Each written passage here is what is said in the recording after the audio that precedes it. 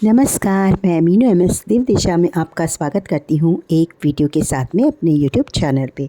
आज मैं आपके लिए लेके आ रही हूँ धनतेरस की कथा, जो कि ये चर्चा का विषय है। धनतेरस में क्या क्या हमको करना चाहिए और किस तरह से हमको पूजा करनी चाहिए। तो अभी तो मैं कथाएँ लेके आ रही हूँ, लेकिन हाँ, विशेषकर मैं आपको बता दूँ, अगर आप मेरा पहली बार वीडियो देख रहे हैं तो चैनल को सब्सक्राइब कर लिए और बेल आइकन को ज़रूर दबाएँ। और अगर मेरे वीडियो पसंद आते हैं तो लाइक करें और शेयर करें।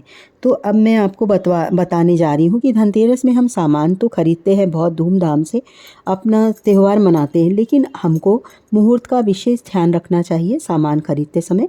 कई लोग हैं बर्तन खरीदते हैं कई तरीके के, और लक्ष्मी गणेश जी खरीदे जाते हैं। लक्ष्मी गणेश खरीदने में भी कई जो है सावधानियां हमको बरतनी चाहिए कि हमारी गणेश भगवान की किधर सूंड होनी चाहिए, या लक्ष्मी माँ हमारी उल्लू के ऊपर बैठी हुई हों, खड़ी हुई मूर्ति लक्ष्मी माँ की नहीं लेनी चाहिए। इस तरह से बहुत सावधानियाँ भी हमको रखनी चाहिए मूर्ति खरीदते समय।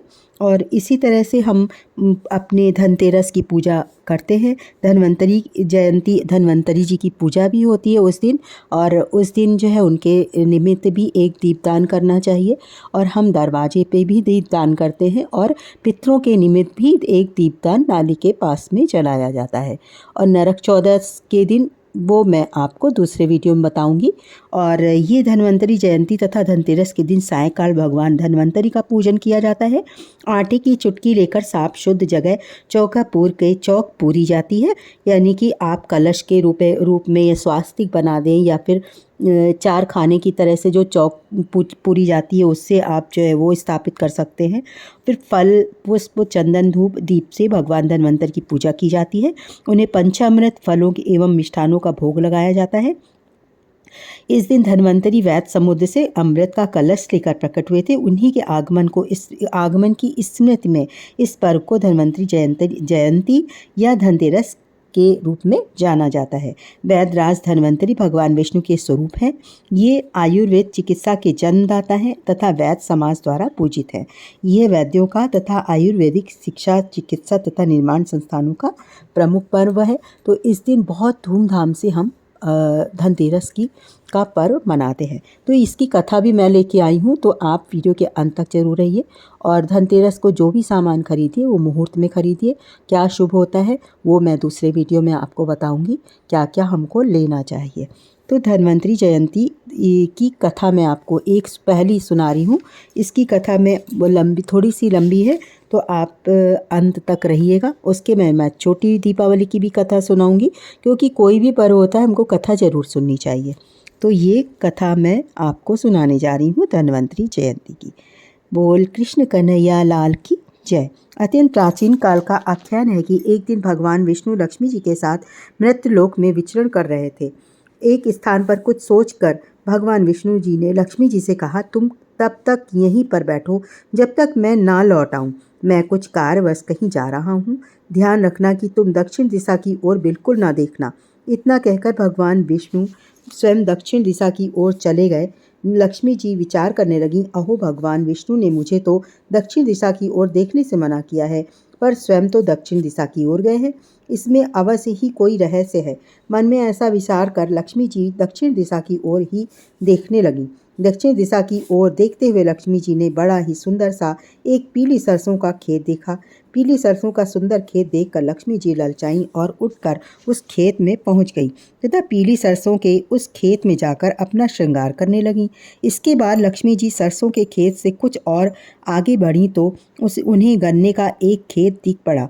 वे गन्ने के खेत में गन्ना तोड़कर चूसने लगीं। इतने में ही भगवान लौट कर आ गए। उन्होंने जब लक्ष्मी जी को गन्ने के खेत में गन्ना चूसते देखा तो वे बड़े क्रोधित हुए। भगवान ने क्रोधित होकर कहा, हे लक्ष्मी जी, आपने किसान के खेत से गन्ना तोड़कर बड़ा भारी अपराध किया है। इस अपराध के प्रायश्चित स्वरूप आपको इस खेत के स्वामी की 12 वर्षों तक की सेवा करनी पड़ेगी। भगवान के इतने कड़े आदेश को सुनकर लक्ष्मी जी की बहुत बड़ी चिंतित हुई वो लक्ष्मी जी। और बहुत ज़्यादा परेशान हो गईं। पर अब क्या हो सकता था? भगवान के दिए आदेश का पालन करने के अतिरिक्त कोई और उपाय न था। भगवान विष्णु लक्ष्मी जी को वहीं छोड़कर स्वयं क्षीर सागर में चले गए। विवश लक्ष्मी जी भगवान की आज्ञा मानकर उस खेत के स्वामी किसान के घर चली गईं और उसकी सेविका बनकर उसकी सेवा करने लगीं। लक्ष्मी जी के किसान के घर आते ही उसकी उन्नति होने लगी। कुछ ही समय में उसका घर धन धान्य से भर गया। वह एक संपन्न किसान हो गया। वह किसान लक्ष्मी जी की कृपा से धनी हो गया। फिर भी लक्ष्मी जी को पूरे 12 वर्षों तक उसकी सेविका अथवा दासी बनकर उसके यहाँ रहना पड़ा। जब 12 वर्षों तक समय व्यतीत हो गया तो एक दिन लक्ष्मी जी को अपने साथ लिवा लाने के लिए स्वयं भगवान विष्णु उस किसान के घर आ पहुँचे। भगवान विष्णु अपने साथ लक्ष्मी जी को लेकर आने लगे तो उस किसान ने भगवान को अपने साथ लक्ष्मी जी को ले जाने से रोक दिया।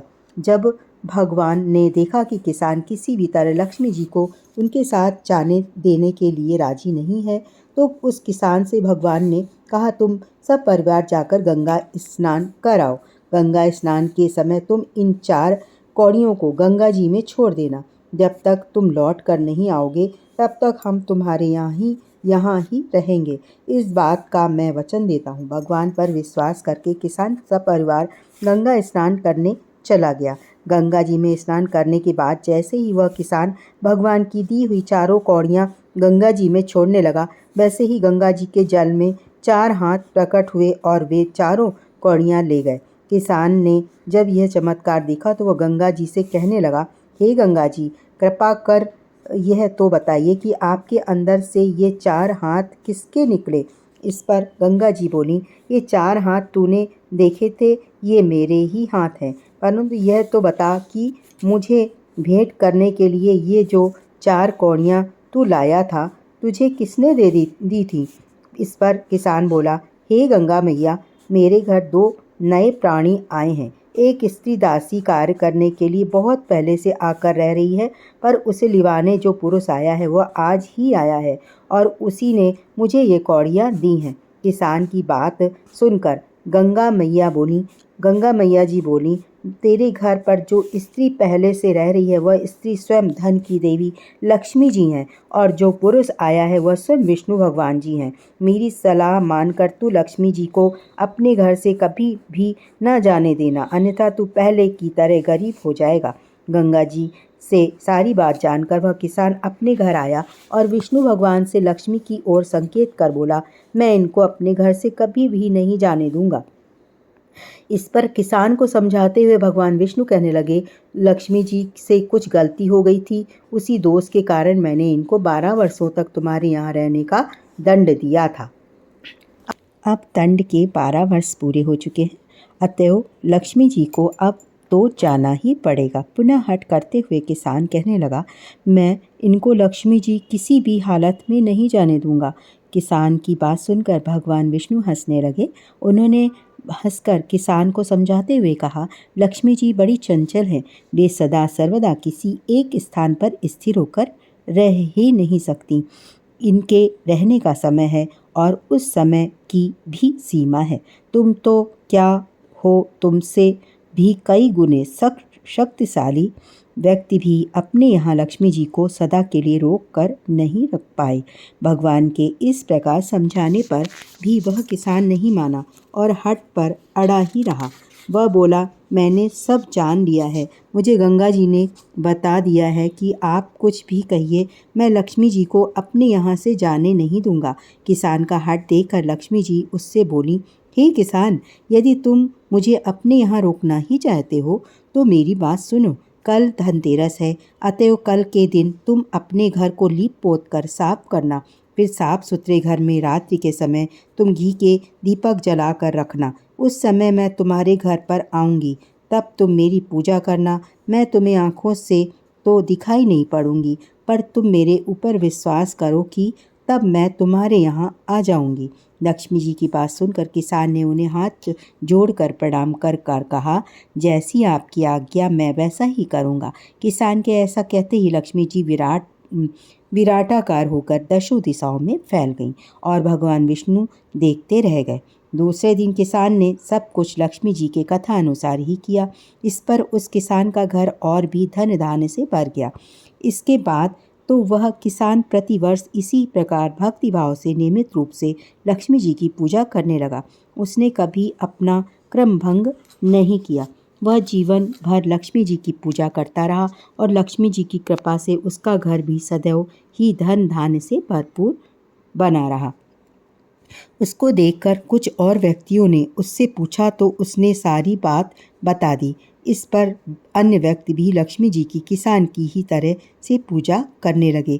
सबों को लक्ष्मी जी ने किसान की तरह सुखी किया। तब से धनतेरस के दिन लक्ष्मी जी की पूजा करने की प्रथा प्रचलित हो गई। हे लक्ष्मी जी, उस गरीब कृषक की तरह यानी किसान की तरह मुझ पर भी अपनी कृपा बनाए रखना करना, अपने सब भक्तों पर भी इसी प्रकार की कृपा करना। तो ये थी मैंने आपको धनतेरस की इतनी सी प्यारी कथा सुनाई। और अगर आपको और भी मेरे वीडियो देखने हैं, कथा सुनना है, तो चैनल को सब्सक्राइब कर लीजिए। अगर कथा पसंद आई है, लक्ष्मी माँ जी पसंद आई हैं, विष्णु भगवान पसंद आए हैं और कथा प्यारी लगी है तो एक कमेंट में ज़रूर लिखना, जय श्री कृष्णा, जय माँ लक्ष्मी, जो भी आपको पसंद आए वो ज़रूर लिखना और हुंकारा ज़रूर भरना। और इसी के साथ में मैं विदा लेती हूँ। आगे मैं आपके साथ में छोटी दीपावली की कथा प्रस्तुत करूँगी और वीडियो देखने के लिए चैनल को सब्सक्राइब कर लीजिए और लाइक करिए, शेयर करिए। इसी के साथ में जय श्री कृष्णा, जय माँ लक्ष्मी।